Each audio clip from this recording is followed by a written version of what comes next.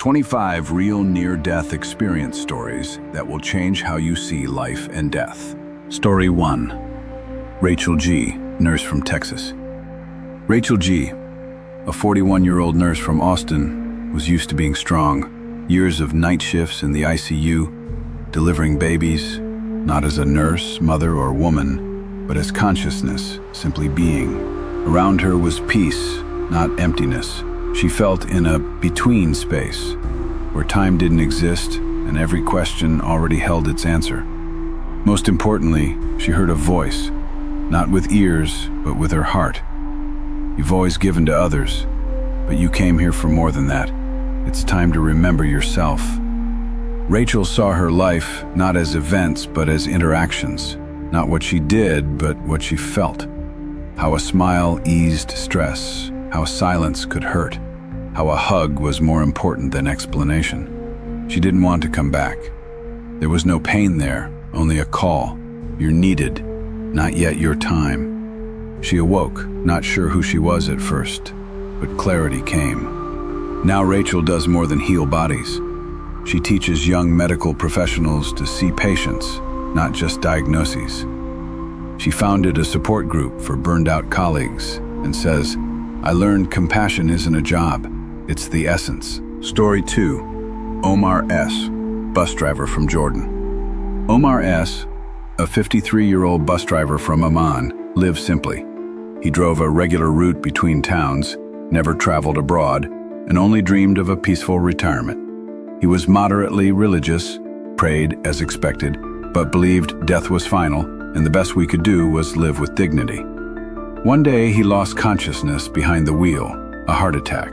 Thanks to passengers, the bus stopped safely. Omar was rushed to hospital, where his heart stopped for 6 minutes. He says he first found himself in darkness, not frightening, but dense and warm, like breathing itself. Then he felt he was not alone. Someone was near, familiar, yet faceless. Omar described it as standing with my brother who died young, hearing him speak, not in words, but in soul. He recalled his older brother's childhood, loneliness, laughter, all without himself present. He realized that after death, we don't vanish, but remain within memory and love. Then he saw himself, not with eyes, but as others felt him, and realized how many times he stayed silent when kindness was needed, how often he hurried past someone wanting to be seen. A voice inside said, "You're not finished. You have people you must embrace." He returned to his body suddenly, in pain. Weeks later, he couldn't speak. But once healed, he changed. He learned to stop and listen, became a volunteer at shelters, wrote letters to distant children. I was just a driver, he says. Now I know every life is a journey, and we choose where to stop. Story 3. Thomas B., former soldier from Scotland. Thomas B., 59, a former soldier from Edinburgh, spent his life in uniform. He served in war zones, saw death, lost friends, but never showed pain. After retirement, he worked as a security guard, never speaking about his past. Real men don't talk, he told himself. One winter day, he fainted on his way home. Stroke. Doctors declared cardiac arrest. 5 minutes clinically dead. He remembers not war or suffering, but silence like snow. Everything was soft, made of light. For the first time, he felt safe, not as a soldier, but as a son. He saw his grandfather, a man he barely remembered, but recognized immediately. The grandfather didn't speak, just looked into his eyes, and Thomas realized he had spent his life surviving, never truly living. Next came an inner view of his life, not memories, but soul reflections. Every suppressed tear, every tenderness feared, every forgiveness withheld. A warm male voice said, "You know how to protect. Now learn to love." Suddenly pain struck, and he was back in the hospital room. After recovery, he dropped the tough facade. He visited the elderly, wrote to his estranged daughter, and became a poet. At a veterans meeting, he said, "I thought I served my country, but I forgot to serve my heart. Now I do." Story 4. Amamira K., schoolteacher from Morocco. Amamira K, 36, a French teacher in Fez, lived by routine. Strict, disciplined, raised traditionally, she taught children to think but rarely let herself feel. During a summer village visit, she caught a viral infection that led to dehydration and cardiac arrest, 6 minutes clinically dead. She says she first heard silence like music, each second a chord. Then light, not external but from within. She didn't move, but remembered, returning to a long-forgotten self. There she met her grandmother sitting by a carpet, just as in childhood. Her grandmother said nothing, but her gaze held all. Forgiveness, love, understanding. Amira realized all she considered weakness, tears, fear, doubt, were pathways to depth. She saw how often she lived an acceptable life, not her own. A gentle female voice said, "You came to teach, but to teach you must learn to feel." She returned silently, tears flowing. Since then, she changed her teaching. She reads poetry with students, discusses soul and meaning. A pupil said, "You don't just teach us to read, you teach us to be ourselves." She often says, "I don't know if I was in heaven, but I was somewhere I was fully accepted. Now I want to teach that." Story 5. Gerald M, biologist from New Zealand. Gerald M, 67, a marine biologist from Wellington, spent his life studying oceans, surrounded by charts, microscopes, and scientific articles. He didn't believe in God, much less consciousness beyond the brain. For him, we were just electrical impulses and evolution. During an expedition, he had a stroke. Found unconscious in his tent, taken to a clinic. His heart stopped for 4 minutes. What changed his worldview forever was the feeling of dripping out of himself, like a drop separating from the sea, but becoming the whole ocean at once. He found himself in an infinite inner cosmos of light and forms, indescribable by science. He said, it wasn't visual, it was knowing, complete, dense, loving. He didn't see God but felt a presence, not a being but an intelligence of love, without fear or questions. When he wondered what now, he heard, "You studied oceans, now become a drop of love." He returned broken but different. Gerald stopped publishing scientific papers and gave lectures on the connection between nature, consciousness, and ethics. He said, "I thought consciousness was a byproduct of the brain.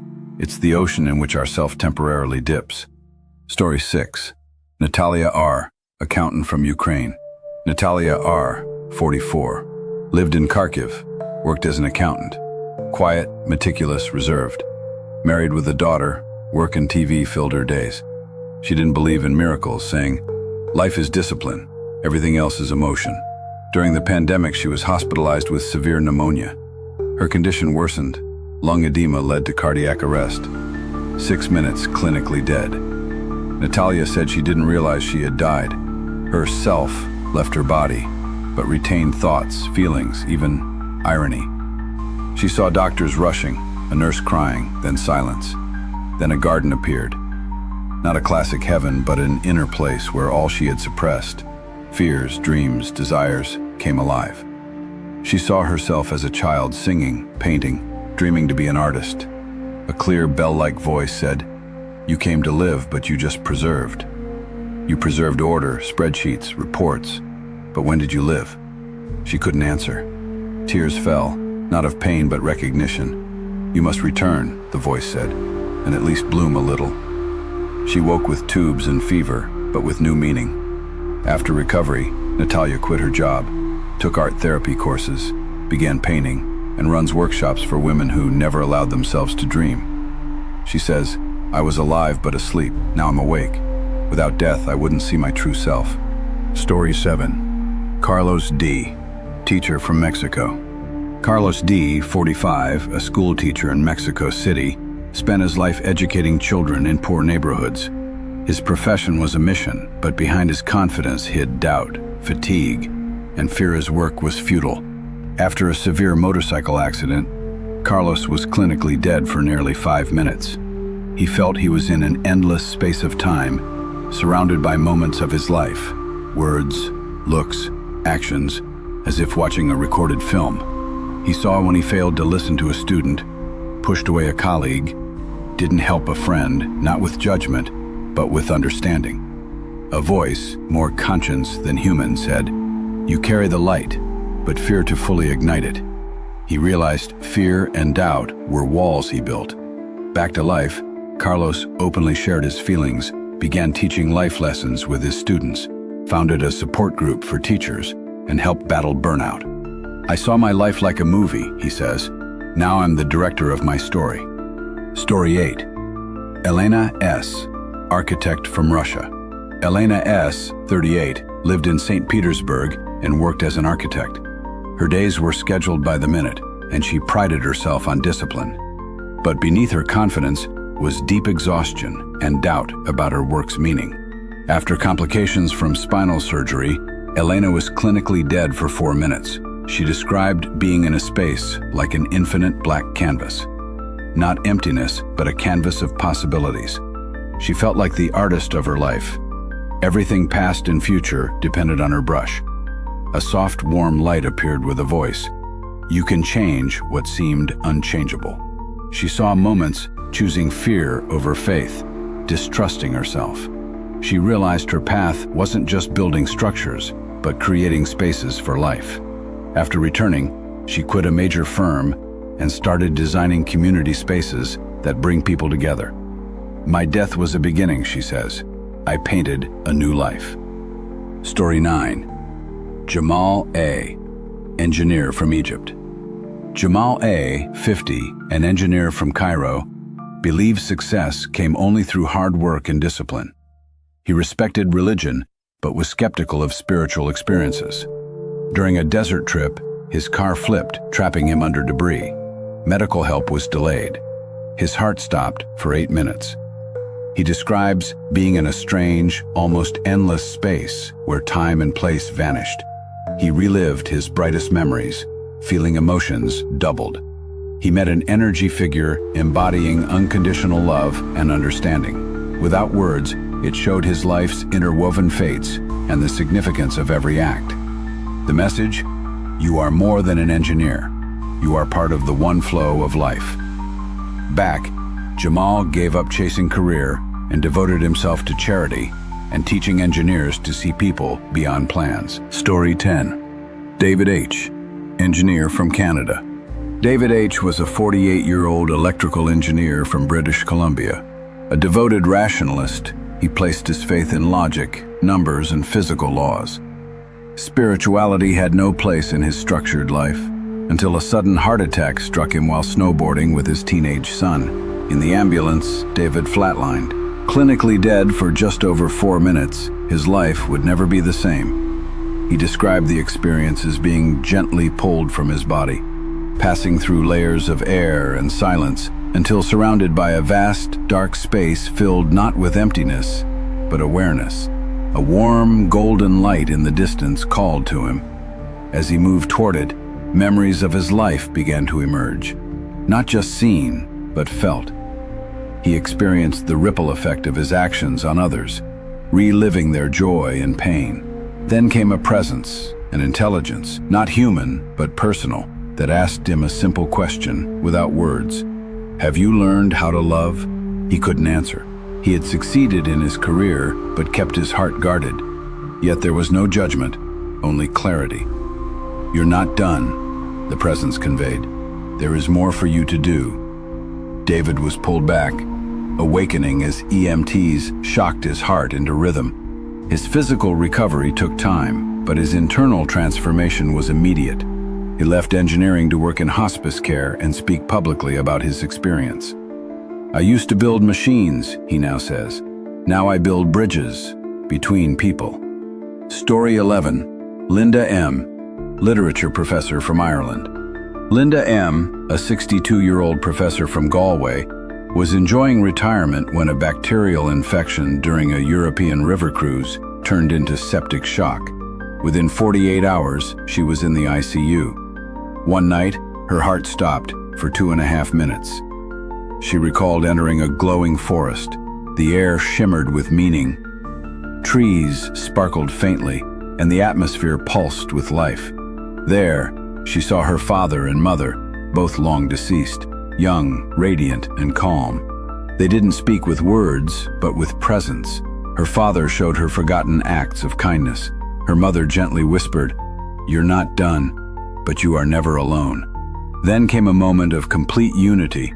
Linda no longer had a body or even a name, only vast, unconditional belonging. She awoke in the ICU with tears in her eyes. After recovery, Linda returned to teaching, but with a softened heart. She published a book of poetry titled The Forest Beyond the Sky, and now mentors young writers in both craft and compassion. "I didn't come back to impress the world," she says. "I came back to love it." Story 12. Marcus T, firefighter from Argentina. Marcus T, 39, was a respected firefighter in Cordoba, tough, fearless, and proudly skeptical. During a warehouse blaze, the roof collapsed on him. He was declared dead for nearly 15 minutes. In that time, Marcus found himself in a scorching realm, not hell, but a desert of memory. He was alone in a vast space where every harsh word, every dismissed plea, every act of indifference became real, felt through the eyes of others. A powerful presence stood near, not punishing, but utterly aware. "Now you see," it conveyed. "What will you do if given another chance?" Marcus didn't plead. He simply responded from the soul, "Let me go back. I want to do better." He returned, wounded but alive. Marcus left the fire service and began working with trauma survivors, speaking in schools and offering peer support to first responders. He no longer feared death. "I don't want to cause pain, not even the quiet kind," he says, "because I know now, pain lives on." Story 13. Sophie L, violinist from France. Sophie L, 28, was a professional violinist from Lyon. Behind her artistic life lay deep isolation and silent depression. During a concert tour in Budapest, she collapsed in her hotel room. Diagnosed with acute meningitis, she flatlined for over 6 minutes. She described hearing a single, pure tone, not with ears, but with her whole being. That tone became a living melody, drawing her into a space where her life unfolded not visually, but sonically. Moments of joy, pain, and beauty resounded like music. A conductor-like presence guided her, not commanding, just listening. She felt seen not as a performer, but as a soul. Every note I'd ever played, every unseen kindness, it all stayed. "Nothing is ever lost," she later wrote. She was told, "You must return. Your melody isn't finished." Sophie now composes therapeutic music for children and the terminally ill. She no longer plays for fame, but for healing. "I wasn't in heaven," she says. "I was in silence. And in that silence, I heard who I really am." Story 14. Elellanar R, doctor from Australia. Elellanar R, 55, was a pulmonary specialist in Melbourne. Practical and deeply scientific, she contracted a severe viral infection during the pandemic. Her condition deteriorated rapidly, and she ended up in her own ICU bed. One night, she flatlined. 5 minutes without a pulse, she found herself in darkness, but not emptiness. It was a living silence that knew her, not judging, just aware. She sensed a presence, not God, not an angel, but someone or something that understood her completely. "You came to heal others," it said, "but you forgot to heal yourself." Eleanor saw her own exhaustion, her hidden wounds, her long-denied need for care, and for the first time she felt allowed to be vulnerable. "It wasn't light or fire," she later said. "It was mercy, and it changed everything." After recovery, Eleanor shifted her focus to mental health support for medical professionals. She speaks about burnout, compassion, and the silent toll of strength. She doesn't preach, only listens. "I don't need proof," she says. "I've been there, and I came back more human." Story 15. Natalyia V, artist from Poland.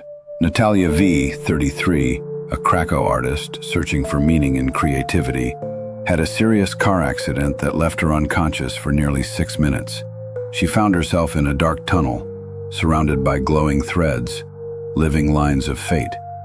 She sensed her essence as light connected to countless lives. She met a version of herself, not who she was, but who she could be.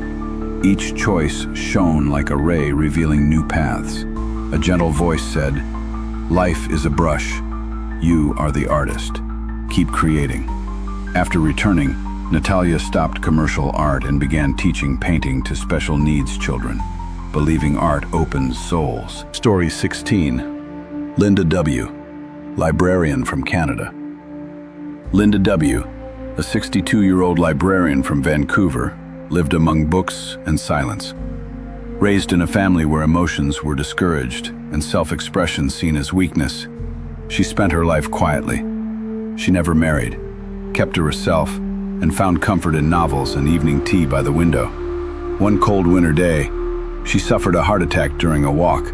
Bystanders called an ambulance, but by the time paramedics arrived, her heart had stopped. She was clinically dead for 5 minutes. Linda remembers a sudden sense of release, as if her body had fallen away, but her self remained lighter and free. She then felt as if she were gently floating upward. There were no streets, no snow, just a warm, glowing presence all around her. She wasn't seeing the light, she says, but feeling it, a total, unconditional love that asked for nothing. Then she saw a figure in white, kind eyes, a calm face. It was her mother, who had died decades earlier. No words were spoken, but in that gaze, Linda felt everything she'd missed: comfort, forgiveness, and the simple, quiet presence of being truly loved. Suddenly, memories began to surface. Childhood moments when Linda had held back tears, silenced her own voice, or wished to hug someone but didn't. These weren't regrets, they were unfinished feelings. A voice, soft and familiar, seemed to come from within. "You've lived in silence. Now tell the world what you feel." She came back in tears, not from fear or pain, but from finally knowing that she mattered. Since then, Linda joined a local poetry group, started reading to children at the library, and even self-published a small book called Time to Speak. She says, "I lived in shadows, but my soul was glowing all along. I just never looked inward." Story 17. Marcus J., war veteran from the U.S. Marcus J., 58, served in Iraq and Afghanistan. He bore scars both visible and invisible: PTSD, grief, survivor's guilt. He lived in silence with his pit bull and punching bag. After a severe car crash, his heart stopped for 7 minutes. He expected fire, punishment. Instead, he found himself in a quiet desert, like the places he once fought. But here, the silence was healing. He saw his fallen brothers in arms, smiling, standing near. He wept for the first time in 30 years. Dave, his closest friend who died in combat, stepped forward and said, "You survived, but you haven't lived. Come back and do it for us." Marcus awoke with tears and clarity. He now runs support groups for veterans, volunteers at shelters, and speaks openly about trauma and healing. He says, "The war broke me, but death made space for peace to grow." Story 18. Mehmet C., cobbler from Turkey. Mehmet C., 56, lived in a small town near Izmir. A simple man, he fixed shoes, fed stray cats, and sipped tea daily with his neighbors. He wasn't educated, never read much, and didn't believe in miracles. "Be kind," he would say, "and kindness will find you." One afternoon, he was hit by a car. He suffered multiple injuries, lost consciousness, and went into cardiac arrest. His heart stopped for 7 minutes. Mehmet describes finding himself in a place that smelled of bread and sunlight. He saw a courtyard that looked just like his childhood: grapevines, a clay jug, and the voice of his grandmother singing. There were no angels or tunnels, just peace. He felt he was in a space where nothing had to be earned, where being human was enough. In that moment, every small good deed he had ever done, fixing a shoe for free, smiling at someone on the street, petting a cat, lit up around him, as if each one had echoed in a deeper place. A voice, neither male nor female, spoke gently. You believed your life was simple, but it was meaningful. When Mehmet woke up, he didn't speak for days. Then he hung a sign outside his workshop. Every repair is care for the soul. He began slipping handwritten notes into customers' shoes. Simple words like, "You matter," or "You're loved." One man later said that note had stopped him from taking his own life. Mehmet smiles. "I thought I fixed shoes, but maybe I was mending hearts." Story 20. Yumi K, violinist from Japan. Yumi K, 34, was a professional violinist in Kyoto. Her life was structured and elegant. Rehearsals, concerts, perfect posture, perfect control. But deep inside, Yumi often felt like a machine performing expectations, not music. After a long tour, she collapsed backstage from exhaustion and a rare heart condition. Her heart stopped for 4 minutes. She remembers hovering over her own body, hearing the sound of her violin echo in the air. But in this space, the sound moved with color, as if music had become light. Suddenly, she found herself in a garden made of vibration. Trees shimmered, and everything seemed to resonate with a frequency she had never heard, yet knew deeply. She met a presence, not a person, but more like a song that loved her. It showed her memories, not in words, but in melody. Times she held back tears during performances. Times she played flawlessly, but felt empty. Then came a question, again, not in words, but in tone. Do you want to keep playing what is written, or compose something of your own? When she woke up, her hands trembled, but she knew she couldn't go back to her old life. Today, Yumi plays in hospitals and hospices. She writes her own music now, raw, imperfect, but alive. She says, I used to play to impress, now I play to connect. My near death taught me what silence is made of. Story 21. Richard T., retired pilot from Australia. Richard T., 68, spent most of his life in the skies. A former commercial pilot from Brisbane, he had flown across continents, navigated storms, and logged thousands of hours in the cockpit. He was proud, rational, and deeply skeptical of anything spiritual. A routine surgery went wrong, and he experienced cardiac arrest. For 6 minutes, he was medically dead. He described suddenly being in an open sky, not cold or blue, but endless and made of knowing. He felt himself becoming part of it, no longer in a body, but a point of pure awareness. Then he saw planes, every flight he'd ever taken, suspended in stillness. He saw passengers, crew, airports, delays, and in every moment he saw people he had touched, unknowingly. A child he smiled at, an elderly woman he helped with luggage, a co-pilot he encouraged. One figure stood out, his estranged son, whom he hadn't spoken to in 10 years. He saw his son as a boy again, waiting by the window for his father to return from a flight. A thought arrived.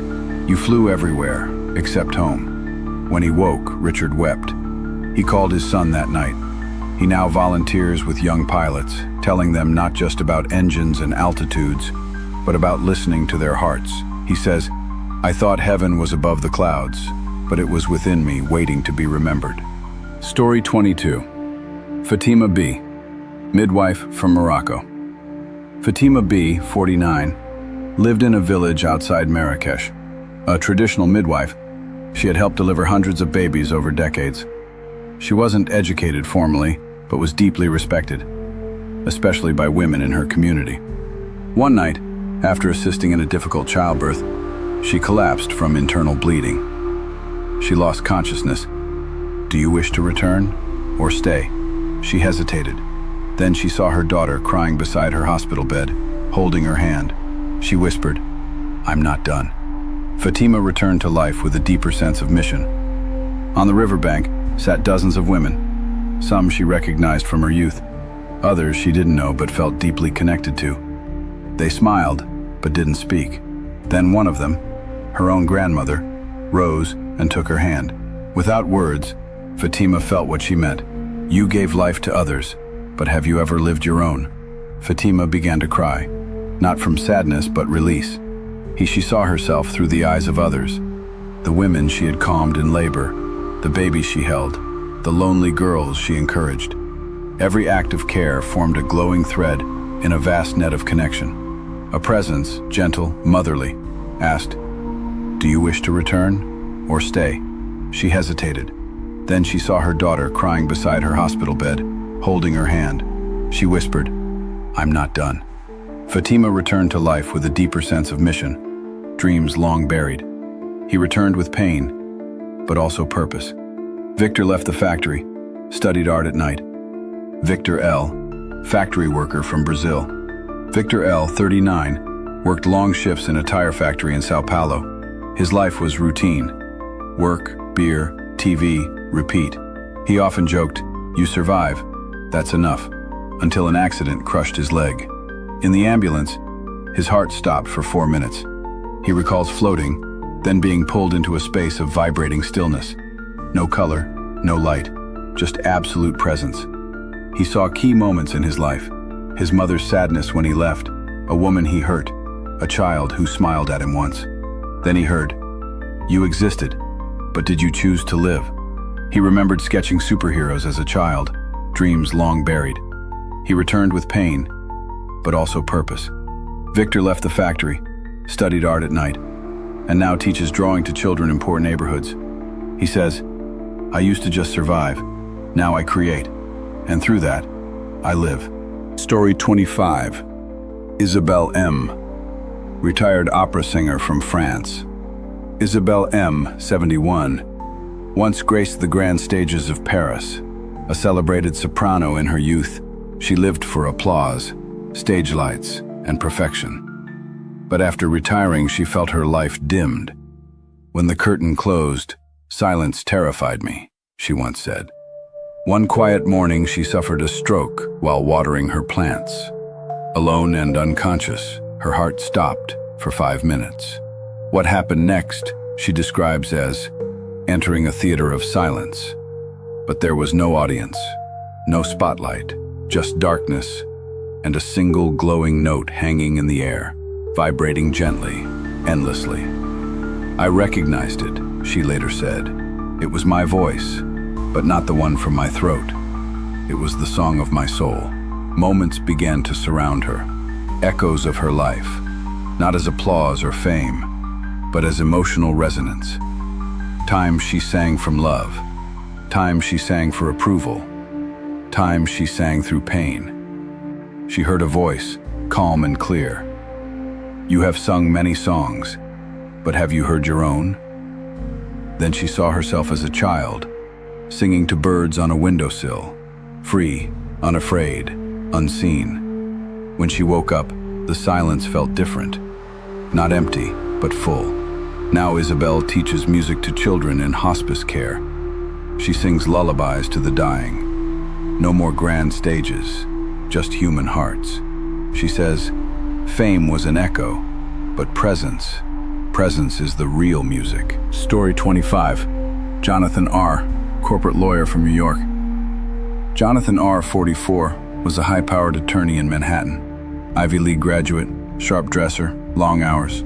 His life was contracts, cases, clients. He believed in reason, not mysticism. "Success is earned, not given," he often said, until the night his body collapsed in his penthouse after a silent cardiac arrest. By the time help arrived, he had no pulse, clinically dead for over 5 minutes. He remembers nothing at first, just the absence of noise. Then, slowly, the space around him took form. But instead of a courtroom or office, he was standing in a hallway filled with doors made of light. Each door opened to a moment in his life. He stepped through one, a childhood memory, drawing dinosaurs before school. Another, the first time he felt loved, holding hands at 14. Another, ignoring his brother's call during a business meeting. His brother had been crying. He felt everything, not just from his perspective, but from others. And in each door was the same question, echoing like a heartbeat. Was this moment lived with love or without it? Suddenly, the hallway dimmed, and only one door remained, the present. He reached for it. A voice, clear and firm, said, "You've won cases, but have you won yourself?" Jonathan gasped awake on a hospital bed, heart pounding, not from pain, but from understanding.